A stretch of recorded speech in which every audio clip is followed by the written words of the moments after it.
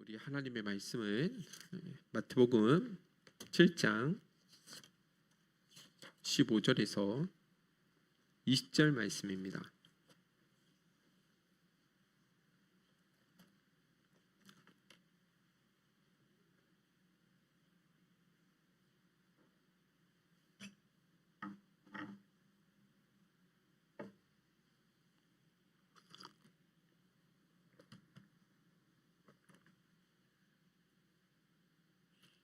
다 찾으셨으면 7장 15절에서 20절까지입니다. 다 찾으셨으면 우리 한 목소리로 같이 읽어보도록 하겠습니다. 시작. 거짓 선지자들의 상가라, 양의 옷을 입고 너에게 나아오나 속에는 노략질하는 일이라. 그들의 열매로 그들을 알지니 가시나무에서 포도를 또는 엉겅퀴에서 무화과를 따겠느냐. 이와 같이 좋은 나무마다 아름다운 열매를 맺고 못된 나무가 나쁜 열매를 맺나니 좋은 나무가 나쁜 열매를 맺을 수 없고 못된 나무가 아름다운 열매를 맺을 수 없느니라. 아름다운 열매를 맺지 아니하는 나무마다 지켜 불에 던져지느니라. 이러므로 그들의 열매로 그들을 알리라. 아멘. 우리 옆 사람 함께 인사 나누도록 하겠습니다. 눈물 나도록 보고 싶었습니다. 네, 앞뒤 사람 눈물 나도록 보고 싶었습니다. 너무 반가운 얼굴들이 많이 보여서 참 감사합니다. 자, 이제 저희가 산산순 마지막 부분을 향해 저희가 계속 나아가고 있는데, 지난주 설교 시간에는 좁은 문 좁은 길로 들어가야 함에 대해서 저희가 함께 나눴죠, 그죠? 믿음으로 걸어가는 삶, 믿음을 가지고 살아가는 삶이 어쩔 수 없이 고난의 길이고 십자가의 길이고 자기를 철저히 부인해야지만 갈 수 있는 길이었음을 저희가 함께 나눴습니다. 결코 예수 믿는 길은 전제 자체가 쉽지 않다라는 것을 우리에게 말씀해 주고 있다라는 것이죠. 그래도 우리가 오랫동안 1년 넘도록 저희가 산상수훈 말씀을 함께 나누고 있거든요. 1년이 훌쩍 넘었어요. 거의 1년 한 6개월 정도 지금 계속 산상수훈의 말씀을 함께 나눴는데, 근데 그 산상수훈의 말씀들을 여러분들 한번 반복해서 여러분들 한번 읽어보시면, 계속적으로 읽어보시면 좋겠는데, 근데 그 말씀들 가운데 우리가 쉽게 이해하고 또 동의가 되고 그래서 기쁨으로 순종할 수 있는 것들이 과연 얼마나 되겠는지 한번 살펴보시라는 것입니다. 진짜 생각해 보면 그 말씀대로 순종하며 또 마음의 동의가 되어서 그렇게 기쁨으로 순종할 수 있는 그 말씀들이 많지 않다라는 것입니다. 진짜 우리 주님께서 산상수훈에서 말씀하신 그 모든 가치들은 우리의 본성이 뭐하지 않아요? 그거를 거부한다라는 거예요. 이 우리의 본성과 잘 맞지 않는다라는 것입니다. 세상적인 가치관에서 온다고 한다면 그 주님이 말씀하신 그 가치들은 너무나 미련해 보인다라는 것이죠. 자, 한번 우리의 삶도 마찬가지입니다. 우리가 받은 만큼 반드시 뭐 해줘야 된다고 생각하죠? 돌려줘야 된다라는 그런 마음이 있지 않습니까? 그죠? 그런데 성경은 그렇게 해서는 안 된다라는 것입니다. 또 사람들에게 우리는 어떻게 해서든 자기를 드러내고 싶고 과시하고 싶은데, 그런데 주님은 오른손이 하는 것을 반드시 왼손이 모르도록 그렇게 은밀한 삶, 주님만 아실 수 있도록 그런 삶을 우리는 살아야 된다라고 이야기를 하시잖아요. 그죠? 또 우리는 한 번 아닌 것을 아니다라고 생각하고 한 번 눈 밖에 벗어나면 결단코 그 사람하고 관계를 맺고 싶지 않은데, 그런데 주님께서 뭐라고 하세요? 아무리 원수 같은 인간이라 할지라도 그 사람이 어려움을 당하면 못 본 채 하지 말고 반드시 그의 필요를 채워주고 더 나아가서 그를 위해서 축복 기도하는 자리까지 나아갈 수 있어야 된다라고 우리에게 말씀해 주고 있는 것이죠. 그러니까 여러분들 주님께서 산상수훈을 통해서 우리에게 말씀해 주신 그 말씀 가운데 어느 한 가지라도 우리의 본성과 잘 맞아 떨어지는 것이 없다라는 것입니다. 그래서 여러분들 어떻게 그 말씀 앞에 순종하는 것이 쉬울 수 있고 그 길을 가는 길이 어떻게 쉬울 수 있겠냐라는 것이죠. 그래서 여러분들 주님을 따르는 길은 처음부터 우리에게 좁은 길일 수밖에 없다라는 것입니다. 할렐루야. 그런 측면에서 여러분들의 얼굴을 보니까 참 안쓰럽다라는 생각이 절로 듭니다. 어떻게 하다가 여기까지 이런 조직에 발 담그셔가지고 뺄 수도 없고, 그렇죠. 제가 죄송하지만 심심한 위로의 말씀을 드립니다. 여러분들, 그럼에도 불구하고 여러분 힘들더라도 우리는 끝까지 좁은 문으로 걸어가기 위해서 여러분들이 힘써 노력하셔야 됩니다. 할렐루야.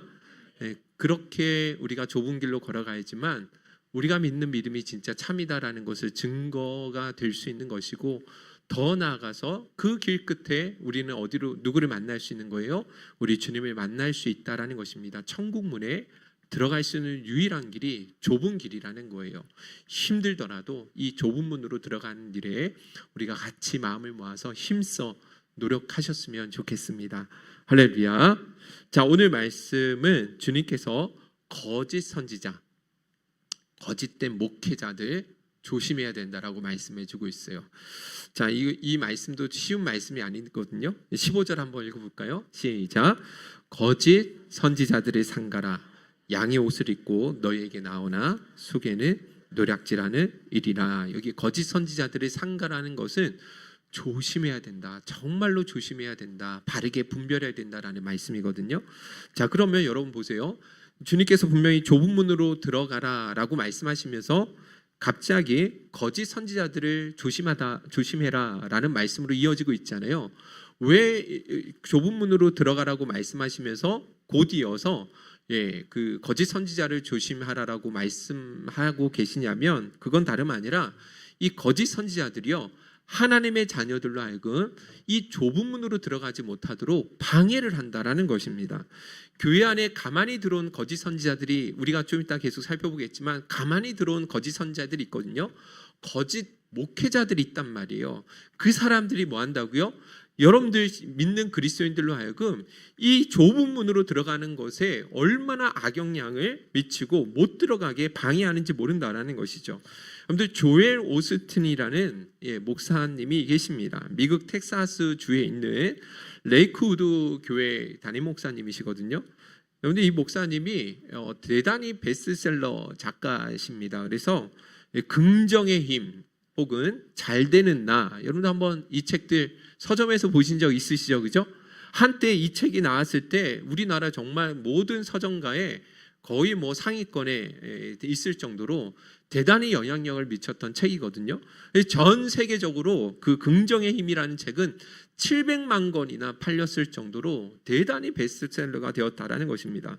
그래서 사람들이 이 책을 읽고 또 그 목사님의 설교를 들으면서 얼마나 많은 그분의 가르침과 설교에 위로를 받고 영향을 받았는지 모른다라는 것이죠. 자, 그런데 시간이 지나면서 이분에 대한 시각과 해석이 점점 달라져요. 어떤 측면이 다르냐면 이분의 사상과 가르침 그리고 설교 안에는 복음의 핵심 가치인 십자가의 정신이 빠져버렸다라는 것입니다. 그런데 이분이요, 그분의 설교나 가르침을 통해서, 그분의 책을 통해서, 또 인터뷰를 통해서 하시는 말씀이 뭐냐면, 자기는 교회 성도들에게 주일 예배 시간에 죄에 대해서 설교하지 않겠다라는 것입니다. 성도들에게 회개해야 하는 것이나 고난에 대한 이야기를 자기는 하지 않겠다라는 거예요. 왜냐하면 우리 성도님들이 이미 삶의 현장에서 너무나 지쳐있고 너무나 많은 고난 가운데 있는데 왜 교회에서까지 와서야 이런 부정적인 설교, 마음에 부담감을 주는 설교를 해야 되느냐? 자기는 그렇게 하지 않겠다라는 거예요. 그래서 항상 자기는 교회에 오시는 성도님들에게 긍정적인 메시지만을 전한다라는 것입니다. 당신은 귀한 사람입니다. 당신은 축복의 사람입니다. 당신의 미래는 이전보다 훨씬 좋아질 것입니다. 라는 그런 긍정적인 메시지만을 자기는 전하고 있다라고 이야기한다라는 것이죠. 여러분들 한번 잘 생각해 보시라는 것이죠. 과연 그분의 메시지가 정말로 복음적인 설교라고 할 수 있고 건강한 설교라고 할 수 있겠냐라는 것이죠. 아니라는 것입니다. 여러분은 물론 우리가 하나님 안에서 존귀한 성도인 것은 누구도 부인할 수 없는 성경적인 진리죠. 모두가 하나님의 존귀한 형상으로 지음받은 너무나 축복된 사람인 건 맞습니다. 그러나 그럴지라도 우리 그리스도인들에게는요, 마땅히 우리가 그리스도인으로서 져야 할 십자가가 있는 것이고 우리가 감당해야 할 고난이 있는 거예요. 우리가 예수를 믿기는 하지만 그럼에도 불구하고 그리스도인답게 살지 못하는 순간이 많이 오기 때문에 교회에서는 언제나 회개를 가르쳐야 되는 것이고 죄에 대해서 그렇게 지적을 하며 애통하고 하나님 앞에 나갈 수 있어야 되는 것입니다. 할렐루야. 그런데 여러분들 이런 이야기는 쏙 빼버리고 긍정적인 이야기만 하는 건 어떻게 복음적이고 성경적인 설교라고 할 수 있겠냐라는 것이죠.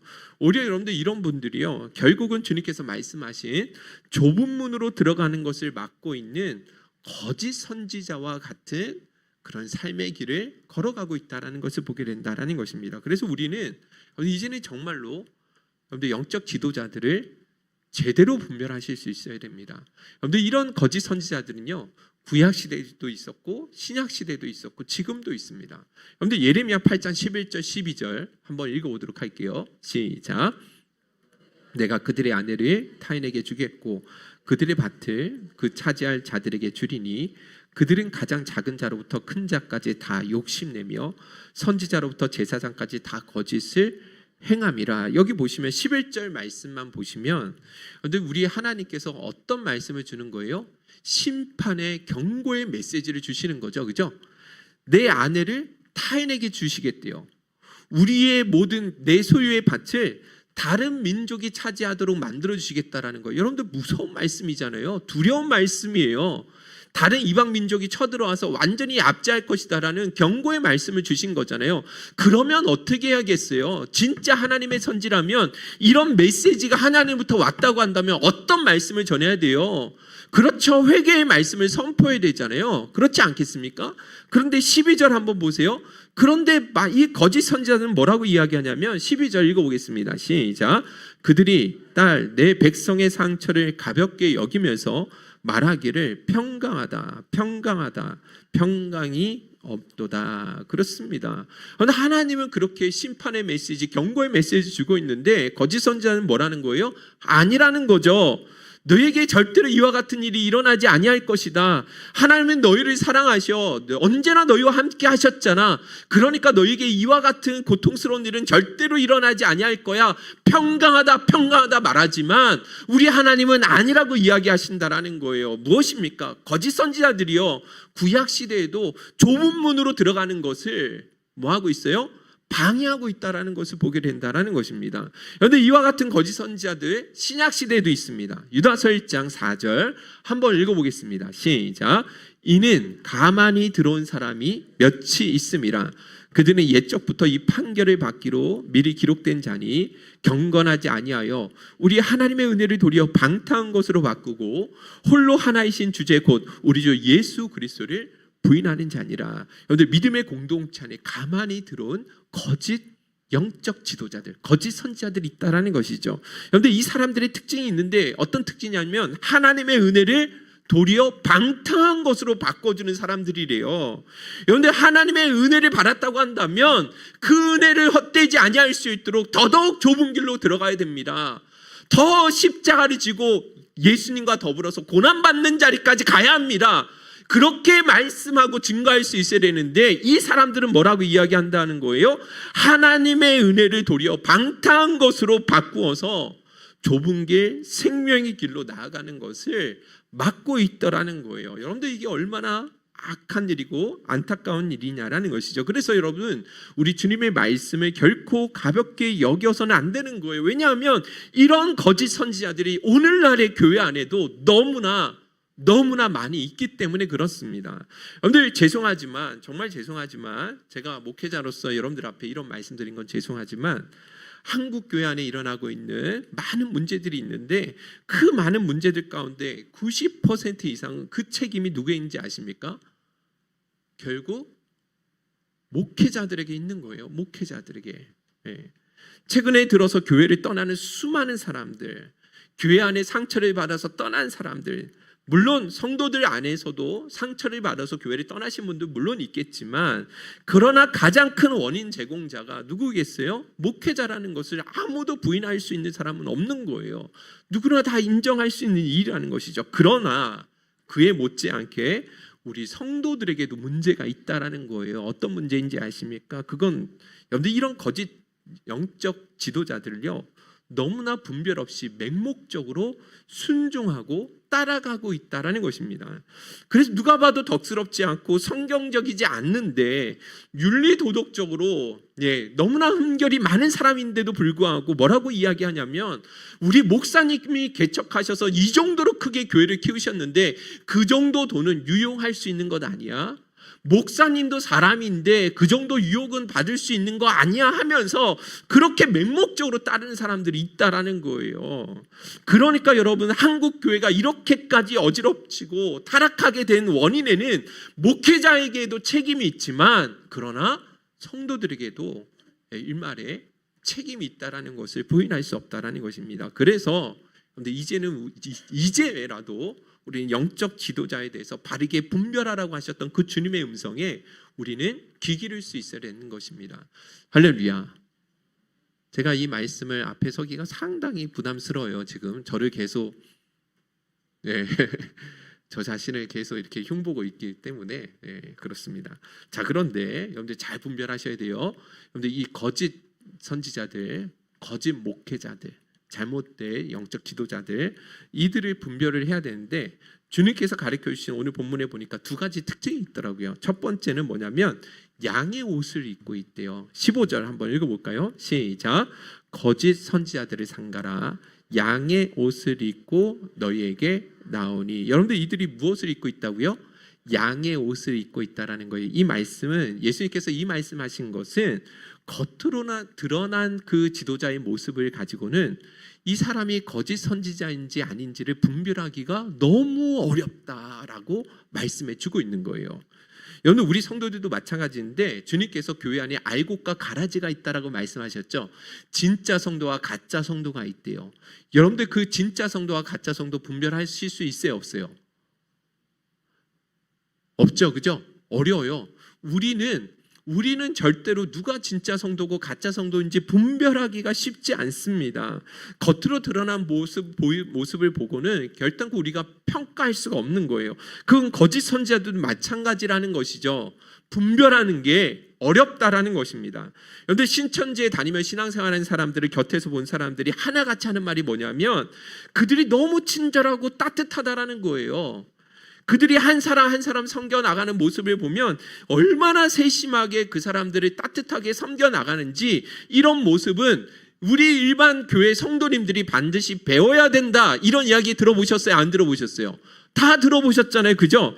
그러니까 여러분들 이런 거짓 선지자들도 다 이런 모습이 있기 때문에 겉으로 드러난 모습만 가지고는 이 사람이 거짓된 목사인지 아닌지를 분별할 수가 없다라는 것이죠. 여러분들 더군다나 이 거짓 선지자들은요, 신천지 이단이 아니에요. 어떤 이단 집단들이 아닙니다. 여러분들 이 예수님께서 말씀하신 만약에 그들이 우리 교회 안에 이단들이 들어온 거짓 선지자라고 한다면 분별하기가 당연히 쉽겠죠. 그런데 주님께서 말씀하신 거짓 선지자들은요, 가만히 들어온 사람들이에요. 정통 교단의 목회자들이고 똑같이 하나님을 증거하고 있고 십자가를 증거하고 있고 하나님의 사랑을 말한다라는 것입니다. 더군다나 그들이 하나님께서 주신 그 사명을 섬겨나가는 그 열정만큼은 누구도 따라갈 수 없을 만큼 대단하다라는 거예요. 고린도후서 11장 13절에서 15절 우리 한번 다 같이 읽어보도록 하겠습니다. 시작. 그런 사람들은 거짓 사도요 속이는 일꾼이니 자기를 그리스도의 사도로 가장하는 자들이라. 이것은 이상한 일이 아니니라. 사탄도 자기를 광명의 천사로 가장하나니 그러므로 사탄의 일꾼들도 자기를 의의 일꾼으로 가장하는 것이 또한 대단한 일이 아니니라. 그들의 마지막은 그 행위대로 되리라. 아멘. 사탄도 광명의 천사로 가장해서 그렇게 우리에게 찾아온대요. 그렇기 때문에 사탄의 일꾼들도 의의 종인 것처럼 얼마든지 우리에게 뭐 할 수 있다? 다가올 수 있다라는 거예요. 그러니까 여러분들 이 사람들을 어떻게 우리가 제대로 분별할 수 있겠어요? 어려운 거예요. 더군다나 여러분들 이 영적 지도자들에게 엄청난 표적과 카리스마가 일어나고 있다. 여러분들 그러면 어떻게 되겠어요? 마태복음 24장 24절 한번 읽어볼까요? 자, 같이 한번 읽어보겠습니다. 마태복음 24장 24절 시작. 거짓 그리스도들과 거짓 선지자들이 일어나 큰 표적과 기사를 보여 할 수만 있으면 택하신 자들도 미혹하리라. 여러분들 마지막 때, 지금이에요. 마지막 때 거짓 그리스도들과 거짓 선지자들이 많이 일어났는데 그들이 무엇까지도 행할 수 있대요? 큰 표적과 기사, 이적들, 기적들까지 행할 수 있다라는 것입니다. 그런데 이 거짓 그리스도들과 거짓 선지자들이요, 이런 능력 나타나는 게 이상한 게 아니라는 거예요. 여러분들 기억하셔야 될 것은 어떤 성경에 나오는 표적이나 병고침의 능력들, 예언의 은사들이요, 정통 기독교인들에게만 있다라고 생각하시면 안 돼요. 이런 병고침과 같은 그런 기적과 표적은요, 얼마든지 다른 종교에서도, 얼마든지 다른 이단들 가운데서도 일어나고 있어요. 신천지 이만희, 여러분들 이 사람들을 믿는 사람들 보면요, 신천지 이만희를 통해서 많은 기적과 표적들이 일어나고 있다라는 거예요. 만민중앙교회 이재록 목사가 있거든요. 지금은 이제 감옥에 있는데 이 사람의 그 자기 얼굴 사진을 액자를 걸어놨는데 그것만 바라봐도 암에서 치유받은 사람들의 이야기가 간증이요. 물론 검증된지는 잘 모르겠지만 이 사람 얼굴 그 사진 액자만 바라봐도 모든 질병에서 치유된다고 해서 여러분들 집집마다 이 만민중앙교회 성도들은 다 그 사람의 사진의 액자를 걸고 있다라는 거예요. 정명성 JMS에 관한 간증들도 들어보세요. 얼마나 많은 표적과 기사들이 일어나는지 모른다라는 것입니다. 자, 그러니까 여러분들 이런 기적을 직접 수혜를 받았다거나 이런 모습을 내 주변에서 본 사람들이요, 어떻게 미혹당하지 않을 수 있겠냐라는 거예요. 그러니까 여러분들 예수님께서 말씀하신 이 거짓 선지자들이요, 양의 탈을 쓰고 있기 때문에 그들이 저거 진짜 가짜 사꾼의 목사였구나라는 것을 알기가 상상하기도 조차 어려울 정도로 어렵다라는 거예요. 그러므로 여러분들 우리가 더 정신을 차리고 주님이 가르쳐 주신 그 원리를 더 마음에 새겨야 된다라는 것입니다. 할렐루야. 아시겠죠? 오늘 대단히 중요한 말씀을 여러분과 함께 나누고 있습니다. 자, 두 번째, 거짓 선지자들의 특징이 있는데 그 두 번째 특징이 뭐냐면 속에는, 겉으로는 양의 탈을 썼을 뿐만 아니라 속에는 뭐다? 일이라는 것입니다. 그들의 목적이 뭐라는 거예요? 성도들, 양떼들을 노략질하기 위해 찾아온다라는 것입니다. 디모데전서 6장 5절에 이와 같은 경고의 말씀이 있습니다. 여러분, 이단들이, 이 거짓 선지자들이 향한 경고의 말씀이었는데요. 한번 읽어보겠습니다. 6장 5절 시작. 마음이 부패해지고 진리를 잃어버려 경건을 이익의 방도로 생각하는 자들의 다툼이 일어나느니라. 그렇습니다. 그런데 이 거짓 교사들에 대한 그 경고의 말씀이 디모데전서 초반부터 나오는 말씀이에요. 그런데 이 사람들의 특징이 뭐예요? 경건을 이익의 방도로 사용한다라는 거예요. 그 경건을요, 신앙을요, 성도들의 그 순수함을요, 이익의 방도, 이익의 도구로 사용한다라는 것이죠. 그러니까 여러분들 이들이 왜 가만히 교회 안에 들어온지 아십니까? 다름 아니라 선량한 그리스도인들, 하나님의 말씀에 신실하게 순종하는 영혼들, 그리고 하나님의 종이라고 한다면 언제든지 그렇게 마음으로 전심을 다해 순종하는 사람들, 그 사람들을 이용해서 자기들의 배를 채우기 위해서 찾아온다라는 것이죠. 그런데 그들이 아무리 열심히 복음을 전한다 할지라도, 아무리 열정적인 그 사역을 그들이 펼친다 할지라도 여러분들 그들의 목적은 다른 곳에 있다라는 거예요. 여러분들 제가 최근에 한 달 전쯤이었죠. 저희 총신대학교 다닐 때 함께 다니던 친구가 다락방에서 이제 탈퇴하고 저희 교회 한번 온 적이 있잖아요. 목사님이셨는데, 근데 그 친구가, 그 목사님이요, 다락방이라는 교단에서 태어날 때부터 지금까지 40여 년 동안, 작년에 나왔으니까요, 46년 동안 거기 그 교단에 있었다라는 거예요. 그런데 자기가 그 46년 동안 신학을 하고 공부를 하고 선교를 하면서 또 목회를 하면서 이 교단이 잘못되었다라는 것을 한 번도 생각해 본 적이 없다라는 거예요. 주변에서 다락방에 대해서 비난하고 이단적인 요소가 많다라는 이야기를 자꾸 그렇게 많이 들었지만, 그러나 이런 비난들은 자기들을 시기하기 때문에 비난한다라고 생각을 했다라는 거예요. 자기들이 가지고 있는 복음이 진짜 복음이고 그들이 가지고 있는 것이 더 성경적이기 때문에 그래서 우리들이 그들을 핍박하는 것이다라고 생각을 했다라는 거예요. 그런데 이 목사님이 결국 다락방에서 탈퇴하셨거든요. 왜 탈퇴하신지 아십니까? 그건 다름 아니라 여러분들 이 사람들의 목적이 결국 잘못되었구나, 악하다라는 것을 깨닫고 나오게 되신 거예요. 무슨 말이냐면 그 최고 리더였던 류광수 목사 있죠. 지금도 이제 계속적으로 고발당해서 이렇게 재판을 받고 있는데, 성적인 타락들, 지도자급에 있는 사람들의 방대한 재정 비리들, 얼마나 음란하고 얼마나 악한지 이런 것들을 자기가 눈으로 실체를 보고 나서야 이 다락방이 이들의 교리가 잘못되었다라는 것을 깨닫게 되었다라는 것입니다. 그러니까 여러분들, 제가 말씀드리는 건 이 거짓 선지자들의 목적은 뭐냐면 왜 우리에게 찾아오느냐? 그렇습니다. 성도들을 노략질하기 위함입니다. 다른 게 아니에요. 그래서 우리 거짓 선지자들이 정말로 조심하셔야 됩니다. 그들의 목적은 성도를 바르게 섬기는 일에 있는 게 아니에요.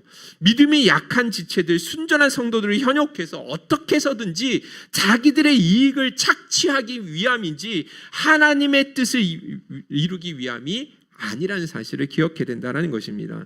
그러므로 여러분들 이런 지도자 만나지 않기를 주님의 이름으로 축원드립니다. 그런데 이덕봉 목사, 그래서 조심하셔야 돼요. 제대로 분별하셔야 합니다. 눈을 크게 뜨시고, 이덕봉 목사 혹시 그런 부분이 없는지 잘 평가하시고 보셔야 되는 것입니다. 그런데 예나 지금이나 교회 안에 이런 사람들이요, 얼마나 많은지 몰라요. 너무 많아요. 사도행전 20장 29절 30절에 사도 바울이요, 이제 에베소 교회를 마치고 떠나가면서 장로들을 모아놓고 이렇게 예언을 하거든요. 우리 한번 읽어보겠습니다. 29절 30절 시작. 내가 떠난 후에 사나운 이리가 여러분에게 들어와서 그 양떼를 아끼지 아니하며 또한 여러분 중에서도 제자들을 끌어 자기를 따르게 하려고 어그러진 말을 하는 사람들이 일어날 줄을 내가 아노라. 그렇습니다. 에베소 교회 장로들을 모아놓고 마지막 고별 설교할 때 어떤 예언을 주세요? 이 교회를 떠나게는 즉시로 사나운 이리가 들어와서 양떼들을 가만두지 않을 것이다. 거짓 선지자들이 너무 많이 들어올 것이다. 더 나아가서 교회 안, 이미 에베소 교회 안에 있는 성도들 안에서도 자기의 영향력을 극대화시켜서 사람들을 뭐 하려고? 자기 사람 만들어가지고 이익을 채우려는 어그러진 말을 하는 사람들이 일어나게 될 것이다 라고 말씀해 주고 있다라는 거예요. 여러분들 얼마나 두려운 말씀인지 모릅니다. 그래서 이 마지막 때일수록, 주님이 가까운 때일수록 더더욱 여러분들 잘 분별하실 수 있었으면 좋겠습니다. 곁들어서 한 가지만 더 말씀드리면, 여러분들 우리 많은 그리스도인들이 왜 이 거짓 선지자들, 분명히 잘못된 악한 영적인 진짜 사꾼의 목자인데도 불구하고 왜 우리가 바르게 분별하지 못하고 잘 넘어가는가? 그건 다름 아니라 우리가 영적 지도자를 평가함에 있어서 그 기준과 가치 판단이 너무 세속적이기 때문에 잘 넘어가게 된다라는 것입니다. 그런데 우리가 세상에서 어떤 사람들을 평가할 때 이 사람은 참 성공한 사람이야, 이 사람은 실패한 사람이야, 그 성공과 실패의 기준을 우리는 뭐라고 생각하고 있냐면 돈을 가지고 우리는 평가할 때가 참 많이 있죠. 그죠? 경제적인 자유를 50대 이미 얻은 사람들, 야, 저 사람들 진짜 대단한 사람들이다, 성공한 사람들이다. 사회적인 지위를 얻은 사람들을 바라보면서 야, 우리도 뭐예요? 아, 저렇게 되었으면 좋겠다라는 마음을 가지고 있죠. 누구 어떤 장로님 아들이 의대에 입학을 해서 결국은 이후에 어떤 전문의가 되었다라고 이야기를 하면 사람들이 뭐라고 이야기하죠? 당장에 와, 하나님이 복 주셨네요. 와, 뭐 장로님의 기도를 하나님 응답하셨네요. 그러면서 복 주셨다라고 이야기를 하거든요.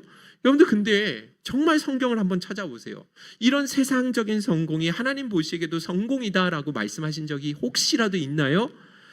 아니죠. 여러분들 한번 진짜 깊이 성경을 보면 이런 세상적인 성공과 인정받는 것은 오히려 하나님으로부터 멀어지게 만드는 원인이 된다라고 이야기하시면서 오히려 경고하실 때가 훨씬 더 많지 않냐라는 거예요. 그죠? 그러니까 여러분, 이런 세상적인 기준을 가지고 우리가 함부로 사람을 평가할 수는 없는 거죠. 그런데 제가 이 말씀을 드리는 것은 이런 가치 판단이 어디에도 적용된다라는 거예요. 목회자, 목사를 평가할 때도, 영적 지도자를 평가할 때도 이런 세속적인 기준을 가지고 평가를 한다라는 것이죠. 여러분들, 사람들이 훌륭한 목사, 성공한 목사의 기준을 어디에 두고 있는지 아십니까? 그렇죠. 교회의 크기입니다. 성도의 수예요. 얼마나 많은 성도들이 모이냐를 가지고 그 큰 목회를 하는 사람, 하나님이 크게 들어쓰시는 사람, 작게 들어쓰시는 사람, 우리는 이렇게 우리도 모르게 평가를 하고 있더라는 것이죠. 어떤 목사님이 어느 교회에서 교육을 받았는지, 어느 목사님 밑에서 훈련을 받았는지, 그 목사님이 얼마나 설교를 잘하시는지, 그 목사님을 통해서 얼마나 많은 은사들이 나타나고 있는지, 여러분들 이런 것들 가지고 우리가 평가하지 않습니까?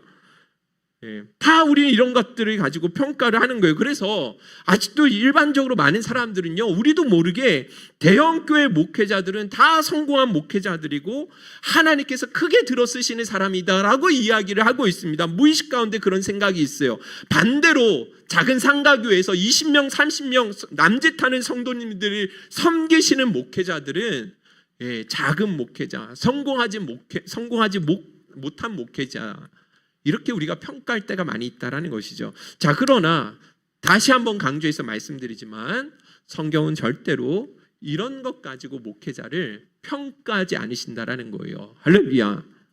여러분들, 하나님께서 숫자를 가지고 평가하신 적이 있어요, 성경에? 숫자가 많은 것을 가지고 하나님께서 기뻐하신 적이 있어요, 없어요? 한 번이라도? 한 번도 없어요. 숫자 가지고 한 번도 평가해 보신 적이 없다라는 거예요. 그러니까 대형교회 목사로 섬기는 것과 개척교회 목사로 섬기는 것은 하나님이 맡겨주신 은사가 다를 뿐이에요. 여러분들, 그 목회자들의 설교 능력이나 병고침 같은 그런 능력과 같은 은사들도 여러분들 그건 개인의 능력의 차이가 아니라는 사실을 기억하셔야 됩니다. 그건 어디까지나 성령께서 각 사람에게 자기의 뜻대로 각 사람에게 각각 다른 은사를 주신 거예요. 하나님이 은혜로 그들에게 맡겨주신 것이지 개인의 어떤 능력의 차이가 아님을 기억해야 된다는 것이죠. 할렐루야. 더군다나 여러분 한번 생각해 보세요. 한국교회의 어떤 성적인 문제나 윤리 도덕적인 문제를 일으킨 목회자들 가운데 설교 못하는 목사 보신 적 있습니까? 은사가 드러나지 않은 목회자들이 있어요, 없어요? 없어요. 다 설교를 너무너무 잘하십니다. 은사들이요, 정말 탁월한 은사들이 많이 있으시다라는 거예요. 제가 이 이야기를 누군가 이름을 구체적으로 대지 못하는 것을 말씀을 드립니다. 왜냐하면 구체적으로 말씀드린 것 자체 우리에게 너무나 큰 아픔으로 다가오기 때문에 말씀드릴 수는 없지만 진짜 그렇습니다. 한국교회 그렇게 성령의 은사가 많이 나타났고 설교를 통해서 그렇게 감화를 끼치신 목사님들 가운데 얼마나 잘못된 길로 윤리도덕적으로 얼마나 큰 문제를 일으킨 목회자들이 많은지 모른다라는 것이죠. 그래서 다시 한번 부탁드립니다. 여러분들 목사들을 평가하실 때 여러분들의 영적 지도자를 여러분들이 평가하실 때는요, 이 세속적인 기준으로부터 완전히 여러분들 벗어나실 수 있기를 주님의 이름으로 축원드립니다. 아멘이십니까? 네. 오직 주님께서 가르쳐 주신 그 원리만을 가지고 여러분들 그렇게 평가하실 수 있었으면 좋겠어요. 여러분들 아왕 시대 이세벨 그 악한 여왕이 있었는데 이들이 얼마나 예수 믿는 사람들을 잡아다가 핍박했는지 모르잖아요. 하나님 믿는 사람들. 유일하게 엘리야 선지자만 정말 고군분투했거든요. 그렇게 하나님의 이스라엘 백성들을 바른 길로 이끌어가기 위해서 그렇게 하나님의 심정을 가지고 싸웠단 말이에요. 그런데 변화되는 게 없는 거예요. 그래서 엘리야가 하나님 앞에 뭐라고 이야기하죠? 나 혼자만 남았다고, 이게 뭐냐고 하면서 하나님한테 불평하는데 그때 하나님이 뭐라고 하시냐면 아직도 바알에게 무릎 꿇지 아니하는 7,000명의 사람을 남겨뒀다라고 이야기를 하신다라는 거예요. 우리는 그 시대 아합왕과 엘리야 시대, 그 악한 시대에 우리는 엘리야만 기억을 하잖아요. 엘리야가 그렇게 많은 기적과 이사들을 나타냈기 때문에 우리는 엘리야만 있는 줄 알았는데 아니라는 거죠. 이름 없는 곳에서, 이름 없이 정말 빛도 없는 곳에서 묵묵하게 하나님의 말씀 순종하면서 바알을 따르지 않았던 그런 사람들이 곳곳마다 숨어 있었다라는 거예요. 누구는 우리는 몰라주지만 하나님은 그거 다 인정해 주시거든요. 다 보고 계시잖아요. 할렐루야. 그래서 여러분들 이런 숫자적인 거, 외적인 거 가지고 목회자 평가하셔서는 안 된다라는 거예요. 아멘이십니까? 자, 그러면 우리가 거짓 선지자들을 무엇을 가지고 그러면 평가를 해야 되는가? 그 기준이 무엇인가? 주님 뭐라고 이야기하시냐면 열매라고 이야기를 하십니다. 할렐루야. 무엇을 가지고 평가하신다고요? 열매를 가지고 평가하신대요. 16절에서 18절 우리 다 같이 한번 읽어보도록 하겠습니다. 시작. 그들의 열매로 그들을 알지니 가시나무에서 포도를 또는 엉겅퀴에서 무화과를 따겠느냐. 이와 같이 좋은 나무마다 아름다운 열매를 맺고 못된 나무가 나쁜 열매를 맺나니 좋은 나무가 나쁜 열매를 맺을 수 없고 못된 나무가 아름다운 열매를 맺을 수 없느니라. 여러분들 사실 거짓 선지자를 분별하기가 어렵다고 생각했잖아요. 근데 주님의 말씀을 따라서 딱 보면 너무 쉬워요. 그쵸? 사진 한번 보여주시겠어요? 여러분 사진 보세요. 자, 사진 빨리 띄워주세요. 자, 이 사진 보시고 무슨 나무인지 맞추실 수 있으면 제가 오늘 그 백다방 커피, 이지 커피, 우지 커피 제가 아이스 아메리카노 사드릴게요. 네, 우지. 네. 아, 왜 빨리 안 띄워줘요? 사진. 이거 맞추시는 분들 번쩍 드셔야 돼요.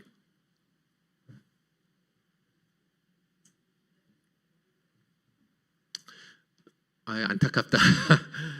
기회를 드렸는데 이게 방송상의 문제 때문에 손 드셨어요. 안 보고도 그냥 예지적인 능력으로 맞추실 수 있으신 건가요? 이영수 집사님 무슨 나무?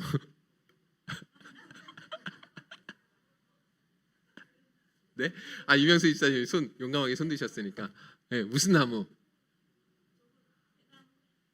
땡. 이명수 집사님 기회 드릴게요. 정답입니다. 네, 사과나무예요, 사과나무. 여러분들 근데 우리는 다 도시에 살기 때문에 어떻게 알아요, 그죠? 이게 그런데 쉽게 알 수 있는 방법이 있죠. 나중에 열매를 보면 만약에 이게 배가 열렸다 그러면 무슨 나무예요? 배나무. 사과가 열리면. 근데 만약에 배도 열리고 사과도 열릴 수 있어요, 없어요? 없죠, 그죠? 예, 그거는 열매를 보면 이 나무가 어떤 나무인지 정확하게 답이 나오는 거예요. 너무 쉬운 방법을 가르쳐 주셨잖아요. 자, 그런데 여러분들 이 말씀의 비유 속에 보면 왜 열매를 봐야지만 그 사람이 진짜인지 아닌지를 알 수 있냐라고 이야기를 하시냐면 그것은 다름 아니라 그 나무의 본질과 속성이 어떠한지를 따라서 맺는 열매가 다르기 때문에 그렇다라는 거예요.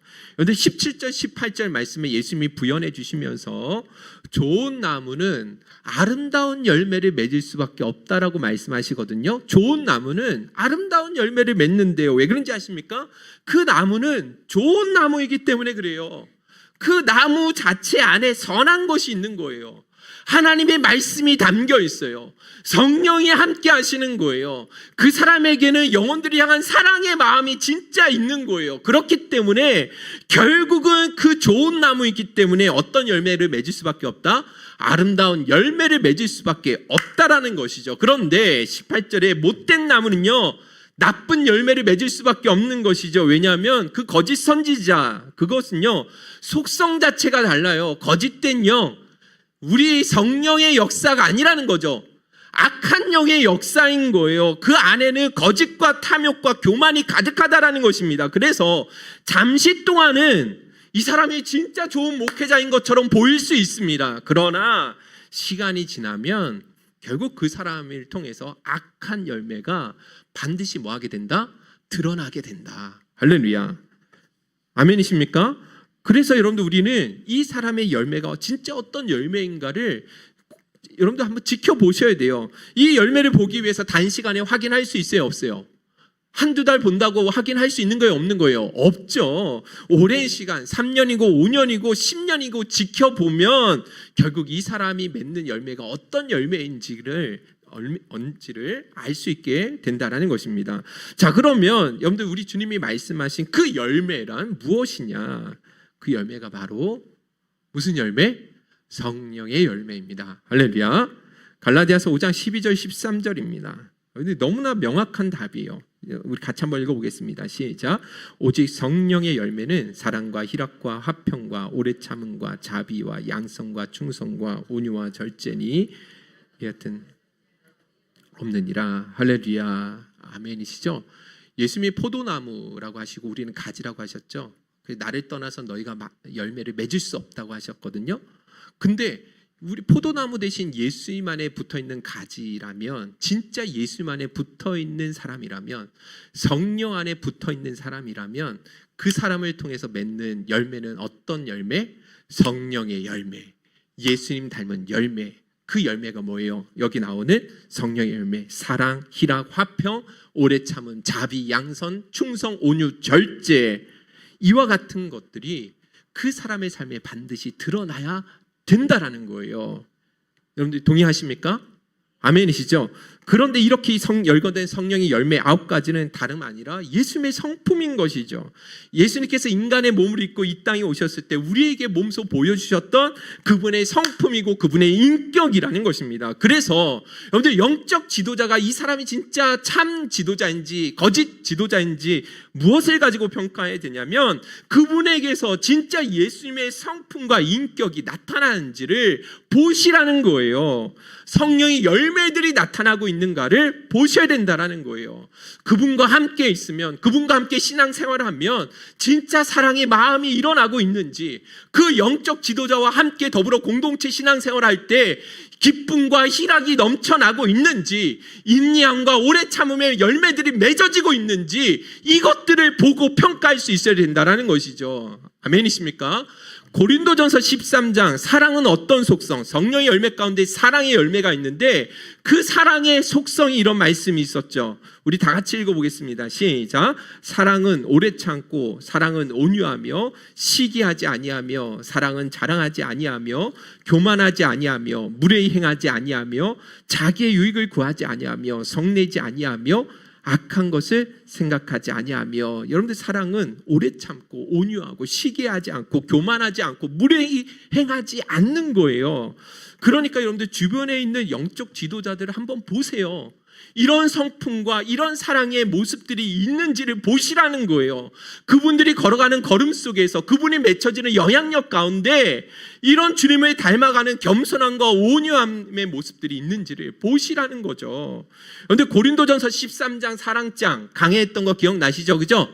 예. 그때 말씀 가운데 아무리 산을 옮길 만한 믿음이 있고 예언하는 능력이 있고 천사의 방언을 하는 능력이 있다 할지라도 그 안에 뭐가 없으면, 사랑이 없으면 아무것도 아닌 거예요. 사랑 없이도 얼마든지 거짓 선지자들도 이런 능력을 다 행할 수 있다라는 거거든요. 왜 이거 가지고 우리가 평가해야 되냐라는 것이죠. 아니라는 것이죠. 예수님의 그 사랑의 성품을 갖지 않고서는 나타난 그 어떤 은사들도 여러분 그거 인정하시면 안 되는 거예요. 오히려 여러분들에게 독이 될 뿐이라는 것입니다. 근데 문제는 사람들이 이거 가지고 평가하지 않는 것이죠. 교회의 크기, 사이즈, 목회자가 어느 곳에서 사역을 배웠는지, 학력과 이력, 목회자의 설교 능력, 병 고침과 같은 그런 이적과 기사들, 이거 가지고 평가하려고 한다라는 것입니다. 아니라는 거예요. 예전에 교회에서 정말 열심히 봉사하던 한 청년을 만났습니다. 교회에 온 거예요. 우리 교회 말고 제가 목포 사랑의 교회 있을 때. 그런데 이 청년이요, 맨날 어떤 다른 교회 목사님을 그렇게 자랑을 해요. 자꾸 이야기를 합니다. 우리 교사들한테도 청소년들한테도. 그걸 뭐라고 이야기하냐면 이 목사님이 얼마나 대단하신지 하루에 2시간, 3시간밖에 안 주무시고 매일 나머지는 전부 다 기도하신다라는 거예요. 그 2-3시간 주무실 때도 기도하시면서 그렇게 주무신다라는 것이죠. 그래서 모든 사람들이 그분을 얼마나 존중하고 따르는지. 그래서 이 목사님이요, 갑자기 예배 시간에 김 집사 일어나, 김 장로 일어나, 저 사람한테 500만 원 줘, 저 사람한테 1000만 원 줘. 그러면 다 그분의 카리스마 앞에 순종하고 따른다라는 것이죠. 저도 한번 해볼까요? 오늘 한번 성령의 은사를 받아서 예, 그걸 자랑을 하더라고요. 저는 개인적으로 그때 되게 충격이었거든요. 제가 배웠던 그 예수님의 마음과 모습과는 너무 다른 거예요.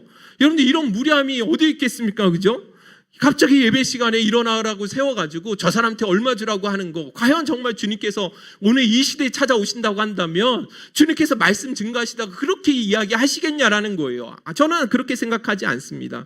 예수 그리스도의 성품이 아닌 것이죠. 이번 주에 오신 어떤 성도님과 대화를 하는데 자기가 교회로 옮기게 된 이유가 목사님이 너무나 성도들에게 함부로 대하신다라는 거예요. 목사님의 말씀에 순종하지 않으면 그 사람이 이단이고 저주하시면서 쫓아내신다라는 거예요. 여러분들 이런 무례함이 진짜 영적인 지도자의 모습일까요? 그 사람이요, 여러분들 아무리 영향력을 크고 표적과 기사가 그분을 통해서 많이 나타난다 할지라도 그 사람은요 결코 성령의 사람이 아닙니다. 진짜 영적인 사람이 아니라는 거예요. 진짜 영적인 사람은요, 겸손하죠. 온유합니다. 품어줍니다. 보잘것없고 작은 자 한 사람이라도 인격적으로 존중해주는 그런 마음을 가지고 목회를 하실 수밖에 없다라는 것이죠. 왜요? 그 안에 누가 계시니까요? 성령이 계시니까요. 예수님이 그 속에 계시기 때문에 당연히 그와 같은 삶의 모습, 열매들이 나타날 수밖에 없는 거예요. 할렐루야. 이와 같은 기준을 가지고 여러분들 이 영적 지도자 바르게 분별하셔서 참된 그 좁은 문으로 믿음의 길 제대로 걸어가실 수 있기를 주님의 이름으로 축원드립니다.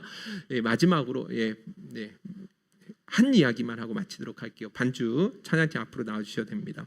공릉 멸치국수 요 옆에 있는 거 아시죠? 아주 맛집인데요. 저도 참 좋아합니다. 근데 어떤 분이요. 저도 이번 주 목요일 가서 이제 식사를 했거든요, 저녁에. 근데 계산을 하시는 어떤 아주머님이 계셨는데 이렇게 이야기를 하시더라고요. 국수를 좀 많이 남기게 됐는데 이거 맛이 없어서 남기는 게 아니에요. 그러시는 거예요. 그래서 그러시면서 뭐라고 하시냐면 먹다가 두 분이 오셨는데 먹다가 갑자기 날파리가 중간에 끼어 들어가가지고 그래서 이거를 먹을 수 없고 그냥 남겨놓은 것입니다라고 이야기를 하시면서 계산을 하시는 거죠. 그러니까 주인 아주머니께서 그러면 말씀하시면 제가 새로운 거 하나 다시 떠드릴 수 있었는데 왜 말씀 안 하셨어요? 아니에요, 너무 맛있어서 이것만으로 충분합니다. 다음에 또 올게요 하고 그냥 가시더라고요. 저는 이 모습을 보면서 가만히 이제 식사를 하면서 듣는데 야, 이분 참 진짜 훌륭하시다라는 생각이 들더라고요. 여러분들 굳이 그냥 가도 되는 거잖아요, 그죠? 계산하고 그냥 가면 되는 건데 왜 이야기를 하셨을까요? 다른 것이 아니라 배려해 주시는 거죠. 혹시 이 주인집 아주머님이 내가 만든 이 음식이 맛이 없어서 이렇게 많이 남기셨나? 혹여라도 이런 마음이 들지 않을까 싶어서 배려하는 마음으로 이 이야기를 하고 계산하시고 나가시더라는 것이죠. 근데 이 모습이 진짜 너무 주님을 닮아 있지 않습니까? 그 예수님의 겸손함과 온유함과 그 작은 자 한 사람까지도 소홀하지 아니하시고 함부로 대하지 아니하시고 존중해 주시는 그 주님의 마음이 담겨 있는 것이 아니겠냐라는 것이죠. 저는 저와 여러분들도 그런 삶을 살아가셨으면 좋겠고, 그리고 또 우리가 목회자를 판단하고 평가할 때도 반드시 우리가 봐야 하는 기준임을 여러분들이 기억하셔서 그렇게 믿음의 길을, 신앙생활을 기쁨으로 걸어가실 수 있기를 주님의 이름으로 축원드립니다. 할렐루야. 오늘 주신 말씀 붙들고 함께 찬양하며 기도하는 시간을 갖도록 하겠습니다. 갈보리산 위에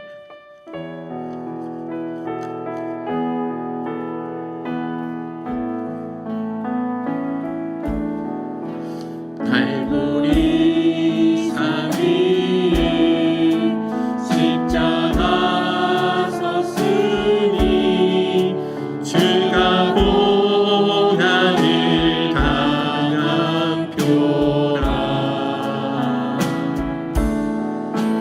험한 십자가를 내가 사랑함을 주가 보혈을 흘림일세. 최후 승리를 얻기까지 주의 십자가 사랑하리.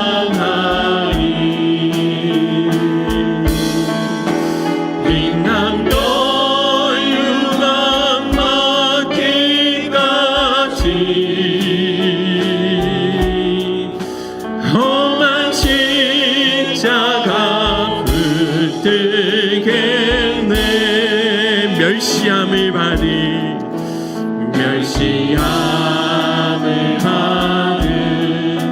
주의 십자가에 나의 마음이 끌리도다.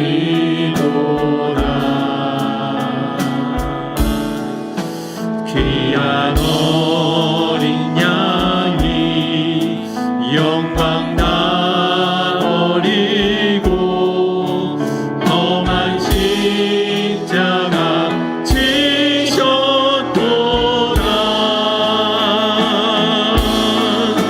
최후 승리를 얻기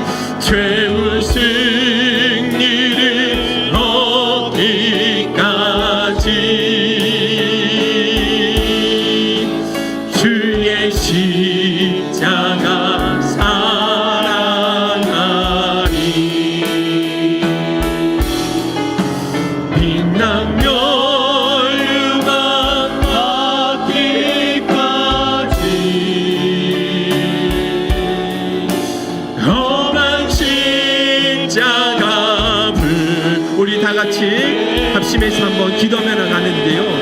오늘 이 시간 기도할 때 우리 자신을 다시 한번 마음 깊이 한번 돌아보았으면 좋겠습니다.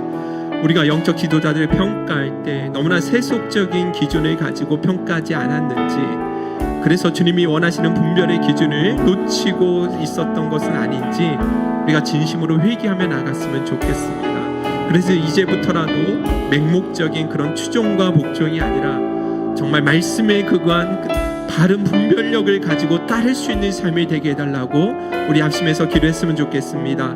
하나님, 이 시간 결단하며 기도할 때 우리에게 거짓과 진리를 분별할 수 있는 눈을 허락하여 주옵소서. 세속적인 모든 기준들 깨트려 주옵시고 예수 그리스도의 성품과 인격이 닮아 있는지, 성령의 열매를 참으로 맺고 있는지를 보며 그렇게 바르게 분별하며 주님을 따를 수 있도록 은혜 베풀어 주옵소서. 우리 주여 한번 부르시네 기도하며 나가도록 하겠습니다. 주여